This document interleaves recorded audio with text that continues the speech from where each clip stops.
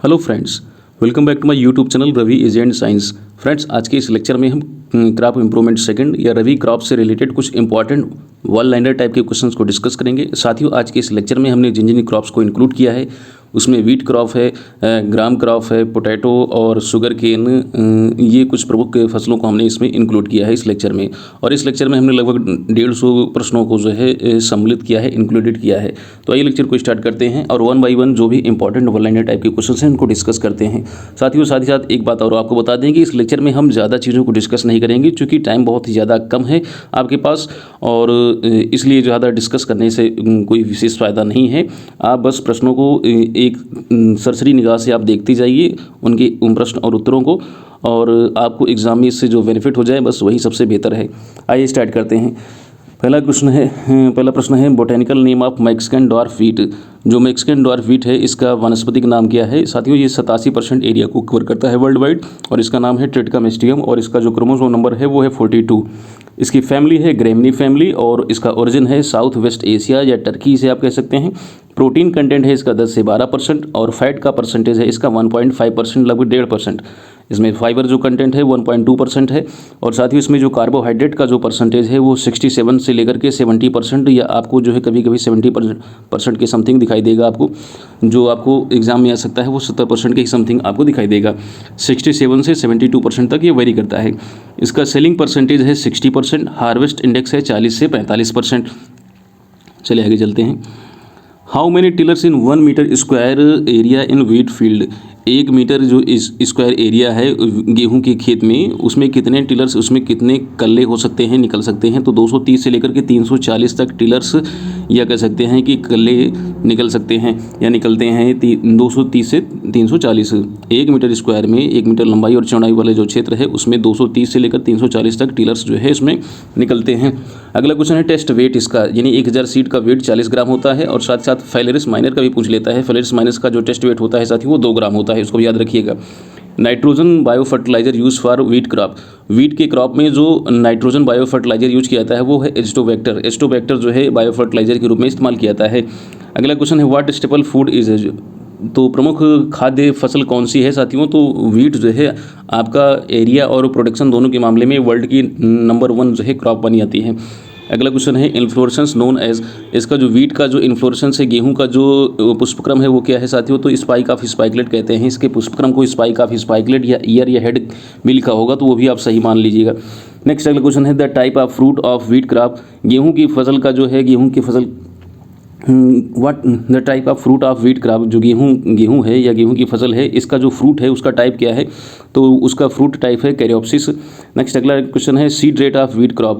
गेहूं की जो फसल है उसका सीड रेट क्या है साथियों? तो सामान्यतः जो सीड रेट है वो 100 किलोग्राम प्रति हेक्टेयर होता है, लेकिन अगर आप इसको लेट सोइंग या फिर साल्ट इफेक्टेड सॉइल में अगर आप इसको सीड रेट की बात करेंगे तो हो जाएगा 125 से 25 किलोग्राम प्रति हेक्टेयर, और यदि इसे आप जो है डिबलर के द्वारा करते हैं तो 30 किलोग्राम प्रति हेक्टेयर, और सीड रेट जीरो टिलेज के माध्यम से जो है 140 किलोग्राम प्रति हेक्टेयर, और अगर आप हाइब्रिड सीड को इस्तेमाल कर रहे हैं तो 67 kg पर हेक्टेयर। और साथ ही साथ sowing time of wheat for better production. तो इसकी बुआई का जो सही समय क्या है, जिस अनुकूलतम समय क्या है? तो साथियों वो मिड अक्टूबर से लेकर के मिड नवंबर इसका जो है ऑप्टिमम जो है सोइंग टाइम माना जाता है। अगला क्वेश्चन है new method of wheat sowing. गेहूं की बुआई का नया तरीका क्या है? तो FIRB आप याद रखिएगा, furrow irrigated ridge bed system जो है आपका जो है ये इसका नया तरीका है FIRB सिस्टम, बस इतना याद रखिए। अगला क्वेश्चन है प्लांट स्पेसिंग। तो गेहूं की जो फसल है इसमें जो प्लांट स्पेसिंग क्या रखते हैं? तो 22.5 से लेकर के 5 सेंटीमीटर इसमें प्लांट स्पेसिंग रखते हैं। नेक्स्ट अगला क्वेश्चन है which gene responsible for dwarfness in wheat crop. गेहूं की फसल में बौनेपन के लिए रिस्पॉन्सिबल कौन सा जीन है? तो साथियों वो है नोरिनटेन जीन। मुझे लगता है इस प्रश्न का उत्तर सभी साथियों को पता होगा। नोरिनटेन जीन जो है रिस्पॉन्सिबल है डॉर्फनेस के लिए वीट क्रॉप में। तो अभी जो क्वेश्चन आ रहे हैं वो सब वीट क्रॉप के ही है। Norin ten gene was brought to USA by. तो नोरिनटेन जीन को जो है USA से लाया था, किसने लाया था? SC सैल्मोना ने लाया था 1984 में।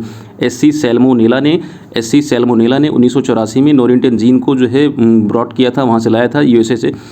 नेक्स्ट अगला क्वेश्चन है wheat protein is called as. गेहूं की जो प्रोटीन होती है उसे क्या कहते हैं? तो साथियों उसे ग्लूटिन कहते हैं। ग्लूटिन नाम याद रखिएगा।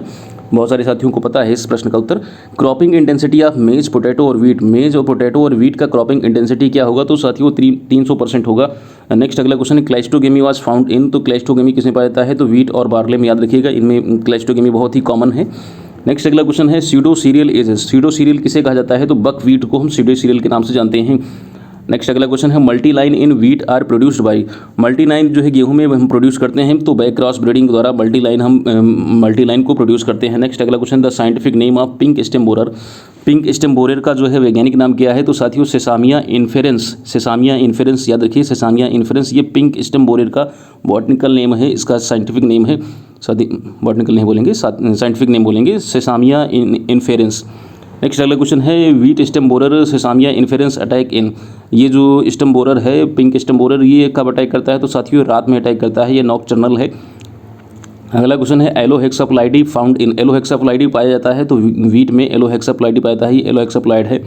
नेक्स्ट अगला क्वेश्चन है national average yield of wheat is, गेहूं की जो राष्ट्रीय औसत जो उपज है वो कितनी मानी गई है? तो 22 क्विंटल पर हेक्टेयर इसको माना गया है।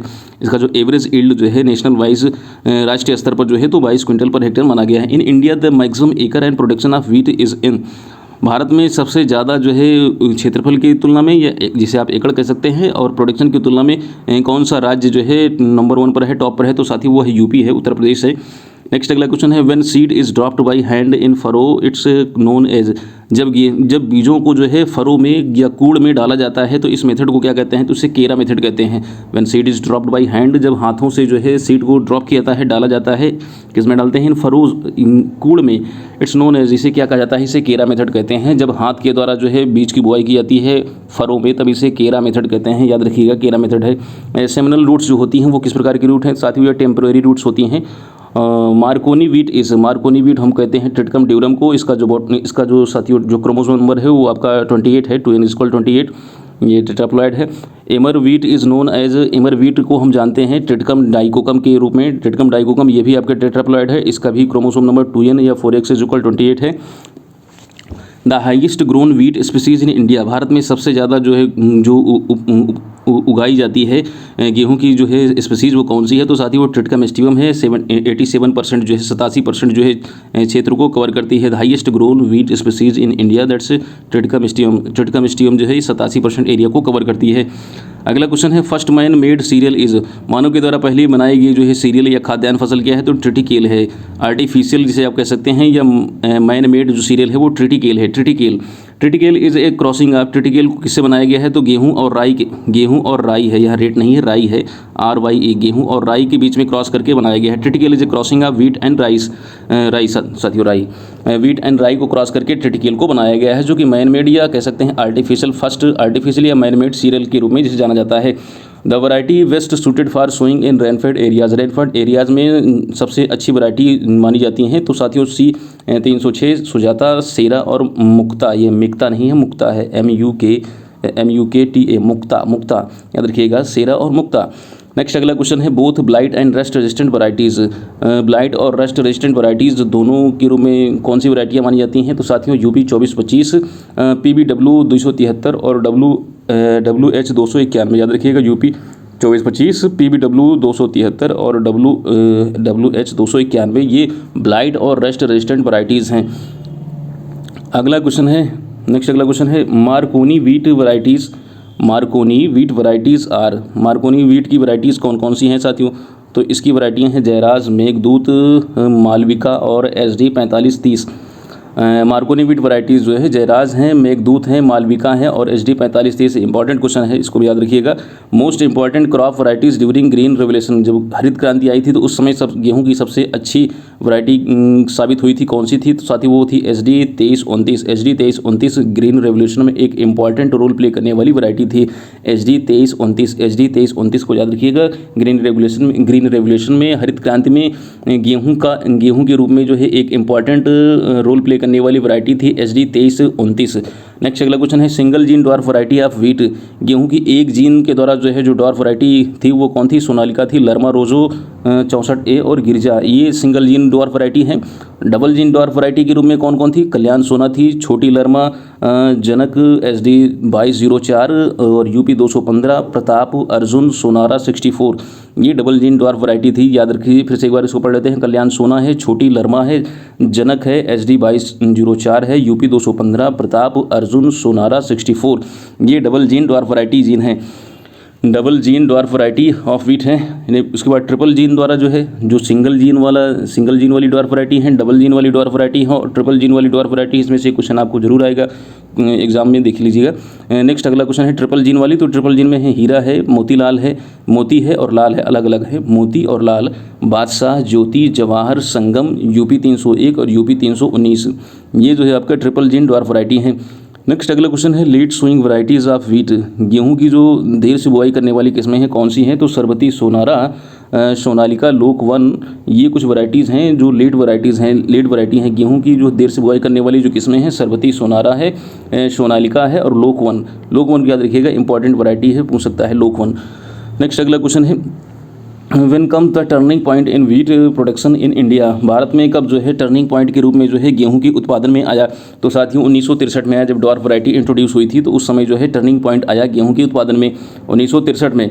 नेक्स्ट अगला क्वेश्चन है high yield dwarf varieties develop by, ये जो अधिक उपज वाली जो डॉर्फ वैरायटीज़ थी इनको किसने विकसित किया था? तो साथियों इसको विकसित करने का जो श्रेय जाता है डॉक्टर नॉर्मल ई बोरलॉग को जाता है।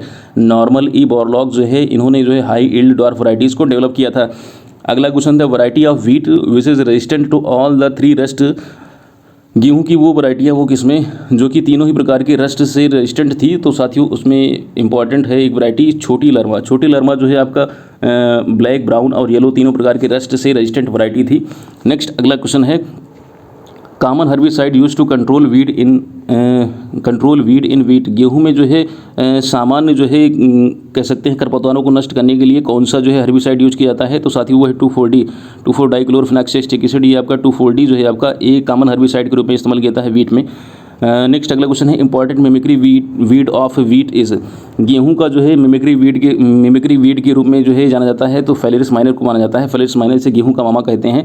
नेक्स्ट अगला क्वेश्चन है which herbicide use for control Phalaris minor को कंट्रोल करने के लिए कौन सा हर्बिसाइड यूज किया जाता है? तो आइसोपोट्रान, याद रखिएगा आइसोपोट्रान जो है ये हर्बिसाइड फेलेरिस माइनर को कंट्रोल करने के लिए इस्तेमाल किए जाने वाला हर्बिसाइड है। अगला क्वेश्चन है which dicot weed harmful for wheat crop, कौन सा जो है डाइकॉट जो खरपतवार है जो गेहूं की फसल के लिए हानिकारक है? तो साथियों इसमें है बथुआ है, कृष्णनील है, सेंजी है, चटरी मटरी, ये कुछ खरपतवार हैं। बथुआ, कृष्णनील, सेंजी, चटरी मटरी, ये कुछ डाइकॉट वाले जो वीड है जो गेहूं की फसल को नुकसान पहुंचाते हैं। अगला क्वेश्चन देखें which monocot weed harmful for wheat crop, कौन से एक बीज पत्री वाले जो है खरपतवार हैं जो गेहूं की फसल को नुकसान पहुंचाते हैं? तो इसमें फेलेरिस माइनर का नाम प्रमुख रूप से है, जिसे गेहूं का मामा कहते हैं। और वाइल्ड ओट, जंगली जई और साथ साथ मोथा, ये जो है इंपॉर्टेंट जो है मोनोकाट वाले वीड हैं, मोनोकाट वाले जो है खरपतवार हैं, फेलेरिस माइनर, वाइल्ड ओट और मोथा। नेक्स्ट अगला क्वेश्चन है most suitable cropping system for wheat crop, गेहूं की फसल के लिए सबसे जो अच्छा माना जाने वाला क्रॉपिंग सिस्टम क्या है? तो वो मिक्स क्रॉपिंग है, mix cropping. Indian institute of wheat and barley research located, Indian institute of wheat and barley research ये कहाँ पर स्थित है? तो साथियों ये करनाल हरियाणा में है। अगला क्वेश्चन है इंटरनेशनल मेज and wheat improvement centre is located, ये जो सिमिट कहाँ पर लोकेटेड है? तो साथियों ये मैक्सिको में है और इसको जो है 1966 में जो है इस्टेब्लिश किया गया था, इसको फाउंडेड किया गया था इंटरनेशनल मेज एंड व्हीट इंप्रूवमेंट सेंटर, ये जो आपका मैक्सिको में है 1966 में इसको जो है स्थापित किया गया था। नेक्स्ट अगला क्वेश्चन है most critical stage for irrigation in wheat, गेहूं की फसल में जो है सबसे ज़्यादा जो क्रिटिकल स्टेज बनी जाती है सिंचाई की वो कौन सी है? तो CRI स्टेज है, ग्राउंड रूट इनिशिएशन जो स्टेज है, ये इसे हम मोस्ट क्रिटिकल स्टेज के रूप में जानते हैं सिंचाई के लिए। Average depth of sowing wheat, average depth of sowing SOWING sowing wheat seed in field, गेहूं की फसल में हम जो एवरेज डेप्थ रखते हैं सीड की बुआई के लिए वो साथियों 5 सेंटीमीटर है। 5 सेंटीमीटर जो है एवरेज डेप्थ है गेहूं की सीड की बुआई के लिए, 5 सेंटीमीटर याद रखिए। Ideal fertilizer dose for wheat field, गेहूं की फसल के लिए जो है आदर्श जो है फर्टिलाइजर की डोज मानी जाती है तो साथियों NPK के लिए 120, 60 और 40, 120, 60 और 40 याद रखिएगा, 120, 60 और 40। Suitable moisture percentage for harvesting of wheat, गेहूं की फसल के लिए जो सुटेबल जो मॉइस्चर परसेंट है हार्वेस्ट करने के लिए, कटाई के लिए, तो 25 से 30% मॉइस्चर होना चाहिए। 25 से 30% मॉइस्चर जो है सुटेबल माना जाता है हार्वेस्टिंग के लिए, कटाई के लिए। गेहूं की फसल की आप कटाई करना चाहते हैं तो 25 से 30% मॉइस्चर जो है ये सुटेबल मॉइस्चर परसेंटेज है। नेक्स्ट अगला क्वेश्चन है ideal germination percentage of wheat seed. Ideal germination percentage क्या होता है गेहूं के बीजों के लिए? तो 85% जो है आपका आइडियल जर्मिनेशन परसेंटेज माना जाता है। अगला क्वेश्चन है which disease is known as killer disease of wheat. गेहूं की फसल में किलर डिजीज के रूप में किसे जाना जाता है? तो ब्लैक रस्ट को जो है किलर डिजीज के रूप में जाना जाता है। ब्लैक रस्ट जिसे आप लीफ रस्ट कहते हैं। नेक्स्ट अगला क्वेश्चन है which disease is known as cancer disease of wheat. गेहूं की फसल में किसे कैंसर डिजीज के रूप में जाना जाता है? तो साथी वो है करनाल बंट जो है इसे हम जानते हैं कैंसर डिजीज के रूप में। गेहूं की कैंसर बीमारी जो है करनाल बंट के रूप में जानी जाती है। अगला है ब्राउन रस्ट यानी लीफ रस्ट। साथियों ब्लैक रस्ट को हमने बता दिया था, लीफ रस्ट है तो भाई कन्फ्यूजिंग हो गया। ब्राउन रस्ट जो है या लीफ रस्ट ये जो है इसका जो कॉजल ऑर्गेनिज्म है पक्सिनिया रिकॉन्डिटा। ये जो ब्राउन रस्ट है इसे लीफ रस्ट कहते हैं। ब्राउन रस्ट लीफ रस्ट ये पक्सिनिया रिकॉन्डिटा के द्वारा जो है फैलता है। ब्लैक रस्ट जिसे हम स्टेम रस्ट के नाम से जानते हैं, ब्लैक रस्ट को हम स्टेम रस्ट के नाम से जानते हैं और ये पक्सिनिया ग्रेमिनिस्टेसी के द्वारा जो है फैलता है। येलो रस्ट जो है जिसे हम स्ट्रिप रस्ट के नाम से जानते हैं, ये पक्सिनिया स्ट्राइफॉर्मिस के द्वारा इसका फैलाव होता है, अर्थात इसका जो कॉजल ऑर्गेनिज्म है पक्सिनिया स्ट्राइफॉर्मिस है। अगला क्वेश्चन है which rust disease most damaging among all 3 rust diseases in India. भारत में जो तीनों प्रकार के जो रस्ट हैं जिसे आप ब्राउन, ब्लैक या येलो रस्ट कहते हैं, इनमें से कौन सा रस्ट जो है सबसे ज़्यादा जो है खतरनाक है भारत में?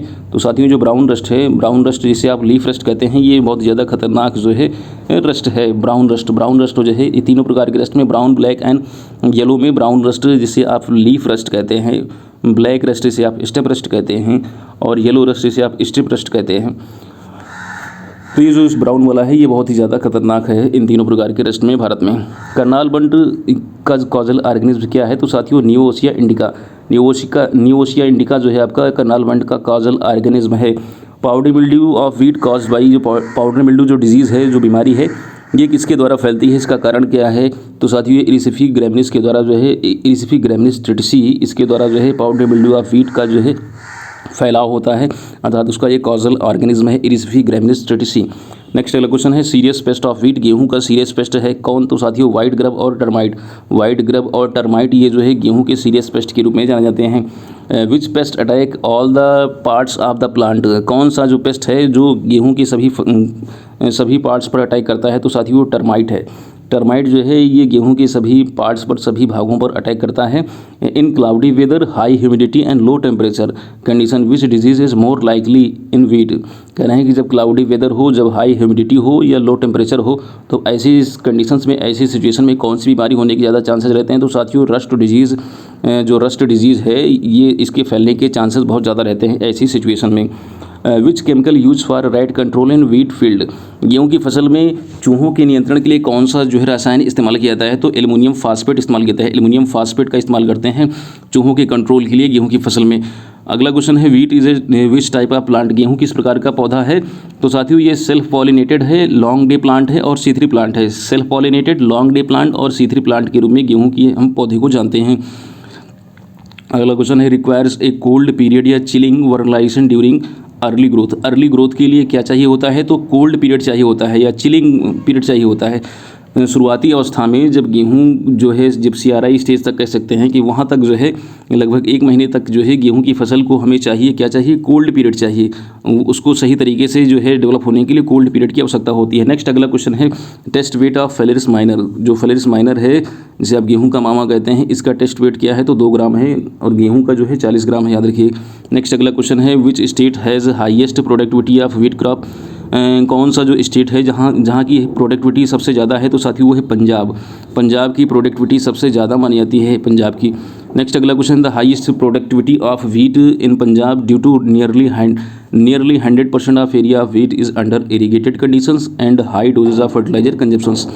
ये जो हाईएस्ट प्रोडक्टिविटी होती है पंजाब में, इसका जो कारण ये है कि यहाँ पर लगभग 100% जो है आपका गेहूं की जो खेती होती है वो इरीगेटेड कंडीशंस के कारण होती है, अर्थात सिंचित क्षेत्रों में होती है। और यहाँ पर जो फर्टिलाइज़र का जो उपयोग है बहुत ही ज़्यादा किया जाता है। तो फर्टिलाइज़र का अधिक उपयोग और साथ साथ जो है सिंचाई की बढ़िया से उपलब्धता, यही जो है आपका हाईएस्ट प्रोडक्टिविटी का कारण है। नेक्स्ट अगला क्वेश्चन है, wheat is known as the king of cereal. गेहूँ को जो है किंग ऑफ सीरियल के रूप में जाना जाता है। How many stamens are found in wheat flower. गेहूँ का जो पुष्प होता है, गेहूँ का पुष्प, इसमें कितने स्टेमन पाए जाते हैं। तो साथियों इसमें 3 स्टेमेंस होते हैं। एक फ्लोरेट में 3 स्टेमन होते हैं। How many ovary are found in wheat floret. गेहूँ के जो पुष्पक होता है उसमें कितने ओवरीज पाई जाती हैं। तो साथियों एक फ्लोरेट है उसमें एक ही ओवरी होती है। How many ovules are present in 1 ovary.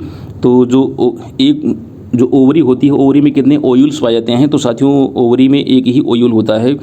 तो एक फ्लोरेट में एक ओवरी होती है और उस एक ओवरी में एक ओयूल पाया जाता है। Floral formula of wheat crop. गेहूं की फसल का जो पुष्प सूत्र क्या है। तो साथियों उसमें ब्रैक्ट पाया जाता है और जाइगोमॉर्फिक सिमेट्री पाई जाती है। लोटिक्यूल्स पाए जाते हैं 2 और साथ ही साथ जो है इसमें जो एंथर होता है, एंथर में स्टेमेंस की संख्या होती है 3 और जो गाइनीशियम है, गाइनीशियम में जो है ओवरी की संख्या होती है 1 और ओवरी होती है सुपीरियर। तो इस तरीके से हम इसकी फ्लोरल फार्मूला को हम देख सकते हैं। नेक्स्ट अगला क्वेश्चन है, Saccharum officinarum is known as noble cane. अब यहाँ से जो है शुगर केन वाले क्वेश्चन स्टार्ट होते हैं। क्वेश्चन नंबर 89 से जो है शुगर केन वाले क्वेश्चन स्टार्ट हो रहे हैं।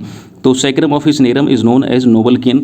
जो सैकरम ऑफिसनेरम है इसे हम नोबल केन के नाम से जानते हैं। In India great research on hybridization of king is done by T.S. Venkataraman, hence he known as sugar cane wizard.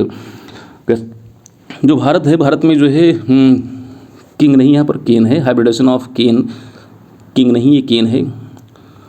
In India great research on hybridization of cane. Bharat में जो है गन्ने पर जो संकरण रिसर्च किए गए हैं सबसे ज़्यादा, तो वो T.S. वेंकटरमन के द्वारा किए गए हैं। अर्थात T.S. वेंकटरमन ने संकरण प्रयोग जो है गन्ने पर बहुत ही ज़्यादा किया है, इसलिए उन्हें हम जो है शुगर केन विजर्ड के रूप में जानते हैं। उन्हें हम शुगर केन विजर्ड के रूप में जानते हैं। नेक्स्ट अगला क्वेश्चन है, sugar industry in the largest agro industrial processing industry after textile India. Sugar industry जो है आपका भारत में टेक्सटाइल इंडस्ट्री के बाद सबसे बड़ी जो है इंडस्ट्री मानी जाती है। Sugar industry is the largest agro based, कृषि आधारित जो इंडस्ट्री है। शुगर जो है इंडस्ट्री के बाद जो है शुगर इंडस्ट्री जो है आपका टेक्सटाइल इंडस्ट्री के बाद एग्रो वेस्ट इंडस्ट्री के नंबर में दूसरे स्थान पर आती है। नेक्स्ट अगला क्वेश्चन है, in India 2006 there are about 582 sugar factories.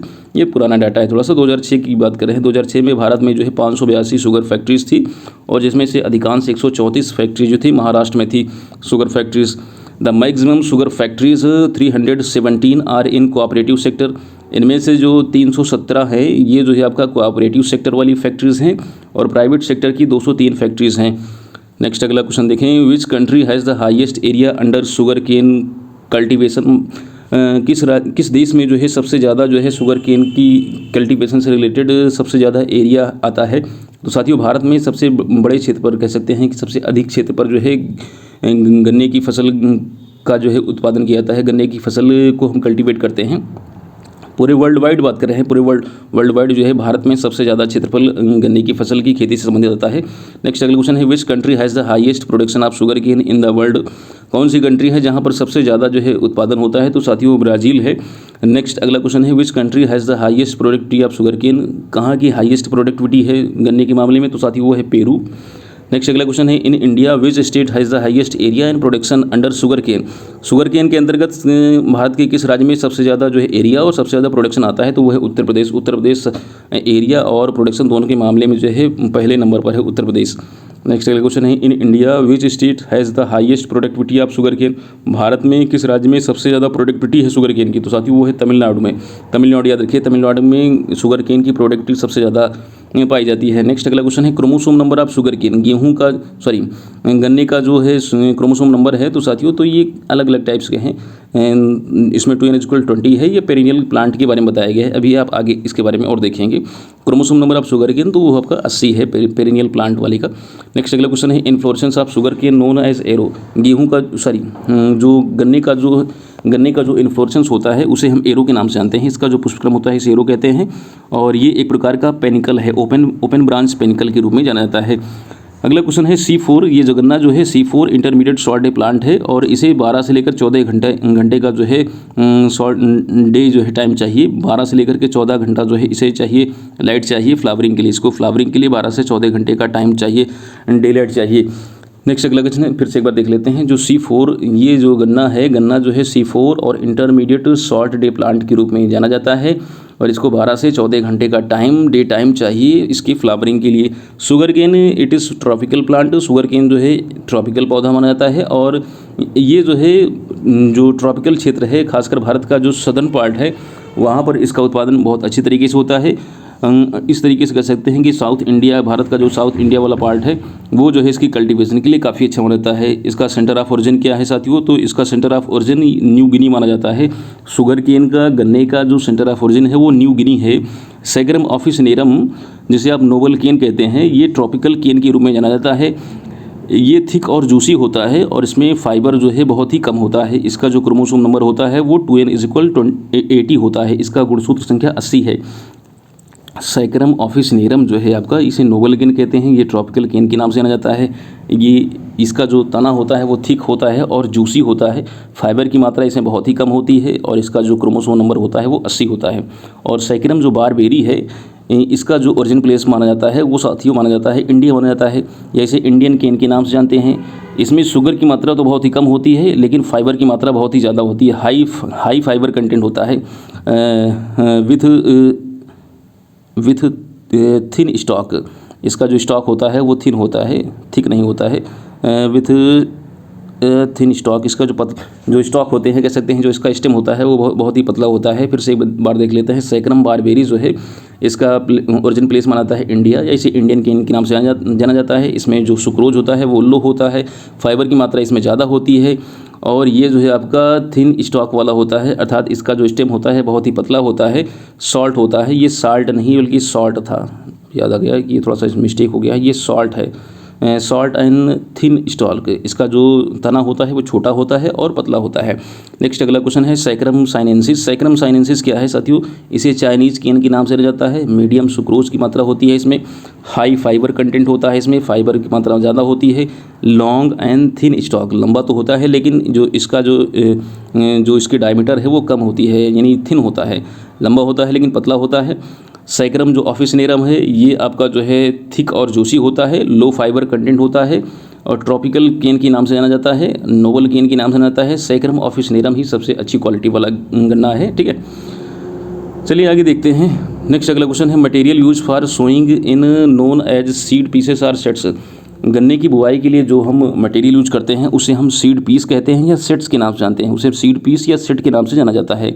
गन्ने की बुआई करने के लिए जो हम मटेरियल यूज करते हैं साथियों उसे हम सीड पीस कहते हैं या सेट के नाम से जानते हैं। और 3 आँखों वाला जो है जो सेट या पीस होता है, सीड पीस होता है, वो 35,000 से 40,000 सेट 1 हेक्टेयर के लिए पर्याप्त होता है और इसे हम प्राप्त करते हैं 75 से 80 क्विंटल गन्ने से। 75 से 80 क्विंटल गन्ने से हम निकालते हैं 3 आँखों वाले जो है सेट। 35,000 से 40,000 सेट हम प्राप्त कर लेते हैं 75 से 80 क्विंटल गन्ने से। नेक्स्ट अगला क्वेश्चन है setts should be treated with 0.5% solution of Agallol or Aretan. जो इसके सेट होते हैं जिसको हम बुआई करने के लिए इस्तेमाल करते हैं उसको हम 0.5% सोल्यूशन से, एगालोल के सोल्यूशन से या विलियन से हम इसको ट्रीट कर लेते हैं, या फिर एराटेन के सोल्यूशन से इसको हम ट्रीट कर लेते हैं, इसको उपचारित कर लेते हैं। अगला क्वेश्चन है आटम प्लांटिंग। इसकी जो आटम जो है जो प्लांटिंग करते हैं तो साथियों वो अक्टूबर में करते हैं और ये नॉर्थ इंडिया में इसकी प्लांटिंग की जाती है। अटसाली प्लांटिंग जो होती है इसमें 3 टाइमिंग है प्लांटिंग की। आटम प्लांटिंग जो होती है वो अक्टूबर में की जाती है और नॉर्थ इंडिया में इसको हम स्पेशली करते हैं। अटसाली प्लांटिंग जो है आपका ये जून जुलाई में किया जाता है और 15 से 18 महीने का समय लगता है इसको हार्वेस्ट करने में, और स्पेशली जो है इसको हम महाराष्ट्र में स्पेशली उगाते हैं या फिर साउथ इंडिया में। नेक्स्ट अगला है एक साली या स्प्रिंग प्लांटिंग। तो ये जो आपका जो प्लांटिंग की जाती है ये जनवरी या फरवरी में की जाती है और ये जो है आपका लगभग 1 साल का समय लगता है इसको हार्वेस्ट करने में, जनवरी या फरवरी महीने में, और इसको लगभग 1 साल का समय लगता है इसको हार्वेस्ट करने में। और it is commonly growing in north India. इसे मुख्य रूप से जो है नॉर्थ इंडिया में जो है इसको ग्रो किया जाता है। नेक्स्ट अगला है फ्लैट प्लांटिंग। फ्लैट प्लांटिंग क्या है? तो प्लांटेड जो है ये फ्लैट प्लांटिंग क्या है?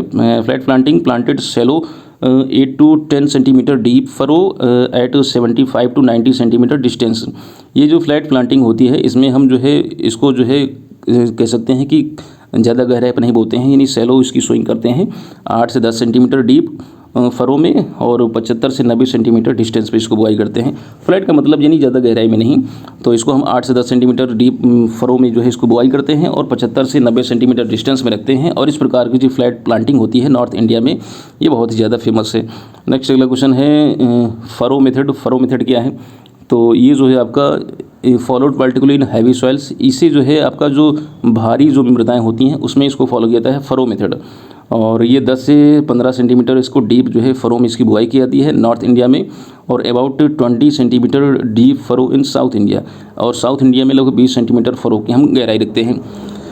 फरो मेथड क्या है? फरो मेथड नॉर्थ और साउथ इंडिया दोनों में इसको इस्तेमाल करते हैं। नॉर्थ इंडिया में 15 सेंटीमीटर गहराई और जो साउथ इंडिया है वहाँ पर 20 सेंटीमीटर गहराई को हम रखते हैं फरो की। जो कूड़ होता है कूड़ बनाते हैं, लेकिन ये एक बात याद रखिए ये हैवी सॉइल्स के लिए इस्तेमाल किया जाता है। नेक्स्ट अगला क्वेश्चन है ट्रेंच मेथड। ट्रेंच या खाई विधि क्या है? तो ट्रेंच मतलब इसमें हम गहराई ज़्यादा रखते हैं, कहने का मतलब है। तो followed in tall growing cane areas such as coastal areas to protect from lodging. ये जो ट्रेंच मेथड है या खाई विधि है इसको हम इस्तेमाल करते हैं जहाँ पर जो लंबे वाले गन्ने होते हैं, टाल ग्रोइंग केन होते हैं, ऐसे क्षेत्रों में हम इसको खासकर कोस्टल एरियाज़ में जो आपके जो है कह सकते हैं कि समुद्र तटीय जो मैदान होते हैं वहाँ पर जो है इसको हम इस्तेमाल करते हैं।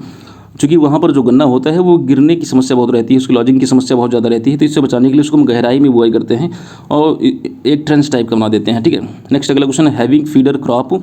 ये गन्ना जो होता है हैवी फीडर क्रॉप होती है, अर्थात इसको जो है न्यूट्रिएंट्स की काफ़ी ज़्यादा मात्रा की आवश्यकता होती है but higher doses of nitrogen during ripening stage. लेकिन जब राइपनिंग स्टेज चल रही है तो उस समय आप जब इसकी जो है ज़्यादा मात्रा जो है इसको दे देते हैं तो सुक्रोज कंटेंट इन मैच्योरिंग तो सुक्रोज कंटेंट जो होता है वो मैच्योरिंग केन्स जो है ripening stage decreases sucrose content, ये सुक्रोज के कंटेंट को डिक्रीज कर देता है। साथियों फिर से एक बार देख लेते हैं क्या है। ये गन्ना जो है आपका हैवी फीडर क्रॉप के रूप में जाना जाता है, अर्थात इसको न्यूट्रिएंट्स की ज़्यादा मात्रा की आवश्यकता होती है। लेकिन साथियों ये भी बात कहा जा रहा है कि जब गन्ना राइपनिंग स्टेज में हो, जब पक रहा हो, ठीक है, मैच्योरेशन फेज में हो, तब उस समय जो है आप इसको जो है नाइट्रोजन की ज़्यादा मात्रा दे देते हैं तो सुक्रोज का जो कंटेंट होता है वो डिक्रीज हो जाता है, वो कम हो जाता है। ठीक है।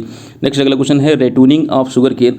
जो रेट्यून क्रॉप्स लगाते हैं शुगर केन की, तो it is economical to take only one ratoon crop in ratoon crop 20% more nitrogen require as compare to planted crops. देखिए रेट्यूनिंग जो क्रॉप है इकोनॉमिकली आप एक रेट्यून की क्रॉप ले सकते हैं, लेकिन जो रेट्यूनिंग क्रॉप है इसको जो है 20% अधिक नाइट्रोजन की आवश्यकता होती है जो आप प्लांटेड क्रॉप लगाते हैं। प्लांटेड क्रॉप की कंपेयर में इसको 20% अधिक नाइट्रोजन की आवश्यकता होती है और व्यावसायिक रूप से आप जो है आप एक रेट्यून क्रॉप को ले सकते हैं। नेक्स्ट अगला क्वेश्चन है sugar cane consider mature if brix value of refractometer reading is 16 to 18। जब रिफ्रैक्टोमीटर में 16 से 18 रीडिंग जब दिखा रहा हो तब हम मान लेते हैं कि गन्ना जो है हमारा वो मैच्योर हो गया है। इसे हम ब्रिक्स वैल्यू कहते हैं। रिफ्रैक्टोमीटर की ब्रिक्स वैल्यू जब 16 से 18 दर्शाई जा रही हो, दिखाई दे रही हो, तब हम मान लेते हैं कि गन्ना जो है वो मैच्योर हो गया है, परिपक्व हो गया है। For maturation of cane Fehling test solution reading should be less than 0.5% glucose.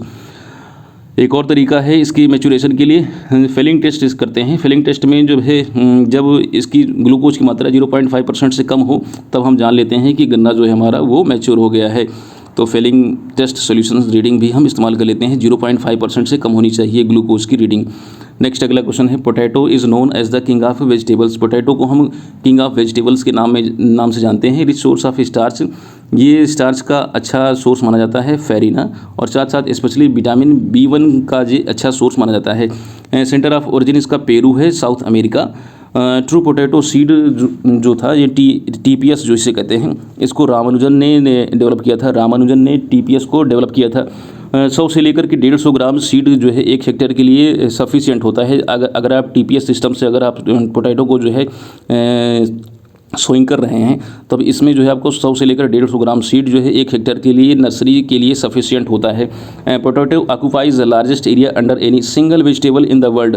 Potato जो है किसी एक सब्जी के मामले में, यानी जो सब्जियां हैं, तो अगर आप एक सब्जी को अगर आप लें, जैसे टमाटर को ले लें, ठीक है, या बैगन को ले लें, या फिर जो है अन्य मिर्च को ले लें, तो अगर एक सब्जी से कंपेयर करेंगे तो पोटैटो जो है सबसे ज़्यादा एरिया और सबसे ज़्यादा प्रोडक्शन के मामले में नंबर 1 पे है वर्ल्ड में। Highest potato producer country in the world China. China जो है आलू के उत्पादन में नंबर 1 पर माना जाता है, या नंबर 1 या क्या कह सकते हैं लीडिंग जो है आपका पोटैटो प्रोड्यूसर कंट्री है चाइना, ठीक है। नेक्स्ट अगला क्वेश्चन है, India Uttar Pradesh is the leading state for area and production.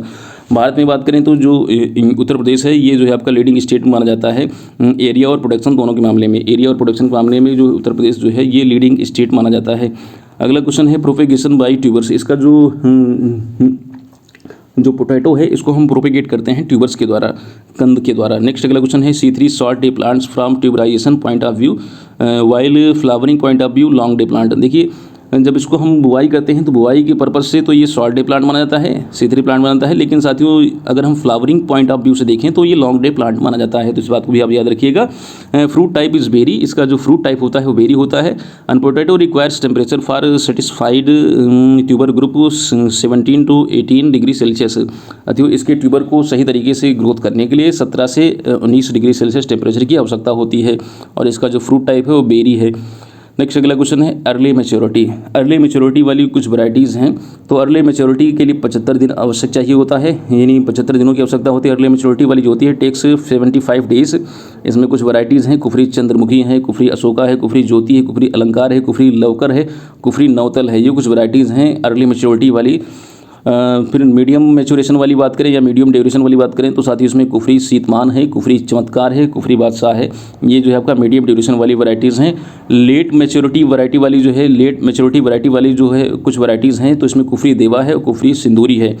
Suitable for processing के लिए जो मानी जाती हैं तो वो कुफरी चिप्सोना है, बस यही याद रखिए, कुफरी चिप्सोना। इसमें कुफरी चिप्सोना 1, कुफरी चिप्सोना 2 और कुफरी चिप्सोना 3, ये 3 वैराइटीज़ हैं कुफरी चिप्सोना वाली जो है, ठीक है। अब यहाँ पर हमने कुफरी 2-3 लिख दिया है, 2 या 3 लिख दिया है, 2 and 3।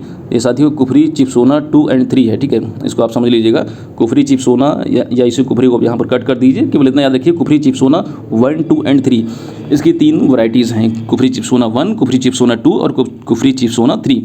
अगला क्वेश्चन है 25 ग्राम कट, यानी जो इसका जो ट्यूबर है 25 ग्राम इसका साइज रखते हैं विथ 3 to 5 बर्ड्स। इसमें 3 से 5 बर्ड्स रखते हैं या आइज रखते हैं, और 15 से 20 क्विंटल पर हेक्टेयर इसकी आवश्यकता होती है। स्पेसिंग रखते हैं 45 से 60 से लेकर के 15 से 20 सेंटीमीटर। ब्लैक हॉल्ट क्या है, तो साथियों ये ब्लैक हॉल्ट एक प्रकार का डिसऑर्डर है due to lack of oxygen in stored potato. जब आप पोटैटो को स्टोर करते हैं तो ऑक्सीजन की कमी के कारण ये हो जाता है, ब्लैक हॉल्ट हो जाता है।